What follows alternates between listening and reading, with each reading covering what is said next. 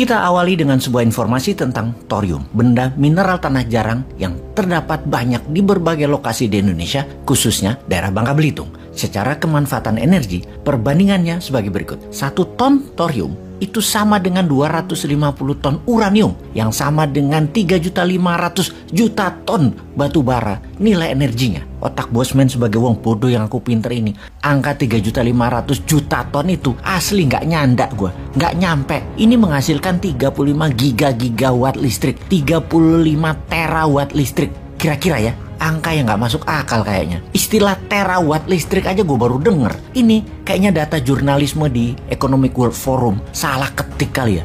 Apa yang terjadi kalau data tersebut benar? Indonesia terdata punya ribuan ton thorium. Artinya kalau energi dunia diganti thorium, dunia tidak ada lagi masalah dengan batu bara dan fossil oil yang dikuasai Timur Tengah, dikuasai Amerika, dan dikuasai lain. Lebih bersih, lebih murah. Efek yang menakutkan adalah Indonesia jadi sentrum pusat energi dunia. Ngimpi kali ya. Kita semua tahu Indonesia negara kaya secara sumber daya alam. Kita semua tahu aset alam Indonesia dibandingkan negara Singapura, India, Tiongkok, Jepang, Korea Selatan, Australia, itu ribuan kali nilainya di atas negara-negara tersebut. Ditambah lagi lokasi yang strategis untuk distribusi barang dengan menggunakan maritim line. Indonesia berada di antara negara-negara produsen besar. Indonesia merdeka lama, lebih dulu merdeka dari India, lebih dulu merdeka dari Tiongkok, lebih dulu dari Singapura, lebih dulu dari Korea Selatan. Lalu apa yang membuat Indonesia hanya menjadi negara di bawah, negara berkembang? GDP Singapura itu $60.000 per kapita. GDP Tiongkok itu $15.800 per kapita. GDP Korea Selatan itu $32.000 per kapita. Indonesia GDP-nya $4.300 per kapita. Apa yang telah dilakukan oleh ketujuh pemimpin selama ini? Sudah kita syukuri, yaitu negara masih utuh, walau yang dua terakhir agak lupa mendiamkan kegiatan yang bersifat ideologi, yang kemudian out of control, yang merepotkan pemimpin terakhir yang berusaha keras untuk dapat memadamkan, namun malah memelihara oligark yang notabene malah menimbulkan disparitas, keterpisahan jarak antar kelompok, yang menjadi masih saling serang kampret kadrun yang melebel keturunan Arab di ujungnya penokohan calon gubernur. Dengan cebong yang keturunan Tionghoa calon gubernurnya di sisi seberang di tahun 2017. Kejadian itu masih terpelihara dan menjadi selalu berisik hingga saat ini. Masalah saling serang tersebut sekarang sudah melebar ke banyak hal. Jadi samar masalah mendasarnya. Ketegangan itu masih membara. Kebencian masih membara. Masih membawa-bawa agama, ras, dan kekayaan kemiskinan yang memang terbukti semakin lebar jaraknya. Runyam sebenarnya bernegara yang terakhir ini, terutama efek sara dan faktor ekonomi yang tidak meramah masyarakat menengah dan bawah. Elitis di atas tajir melintir, yang di bawah miskin melintir. Yang di atas baik elit ekonomi dan elit politik putar-putar uang di antara mereka saja. Yang politik dapat siraman pelancaran kebijakan untuk kepentingan elit ekonomi, dengan power politik tergadai di tangan elit ekonomi. Hal itulah yang negara saat ini. Sungguh ngimpi Indonesia untuk bisa jadi negara superpower, berdaulat, menjadi global player dan berpengaruh di dunia.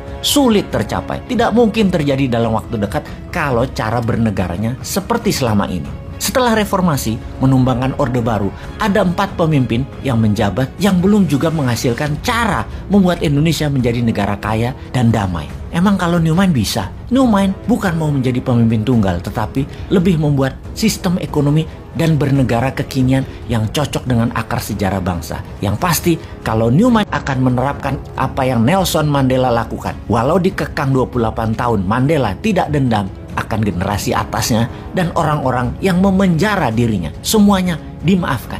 Newman akan tidak permasalahkan apa yang telah terjadi selama ini yang membuat politik gaduh dan ekonomi hanya itu masa lalu.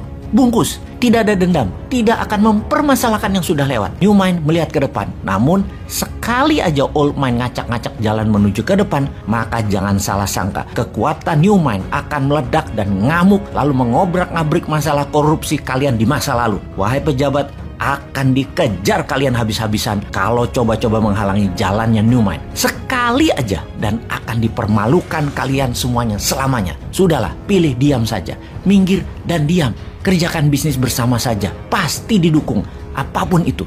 Jadi sekali lagi, sudahlah, jangan cawe-cawe ke new mind. Kalau old mind mau menjawab, gaya utang itu sudah gak cocok. Wahai para mantan, jadilah mantan yang baik ya. diam saja, jangan komen, apalagi melakukan tindakan yang melambat-lambat New Mind bekerja. Kalian kan sudah diberi kesempatan selama 22 tahun, 4 pemimpin, dan sudahlah, istirahat dengan tenang. Pencapaian kalian luar belum world class, it's okay, kami tidak masalah, kami acungi jempol. Next adalah New Mind. Kasih kesempatan 10 tahun ke depan. Setelah itu di tahun 2034 kita rembuk nasional lagi. New Mind lanjut atau balik old mind atau naik lagi ke skala yang lebih tinggi, lebih powerful lagi. Kita bahas nanti. Intinya sekarang kan masyarakat yang di bawah, masyarakat lapar karena harga-harga naik, barang-barang langka. Sudah barang langka, mahal lagi. Uang tidak beredar rata.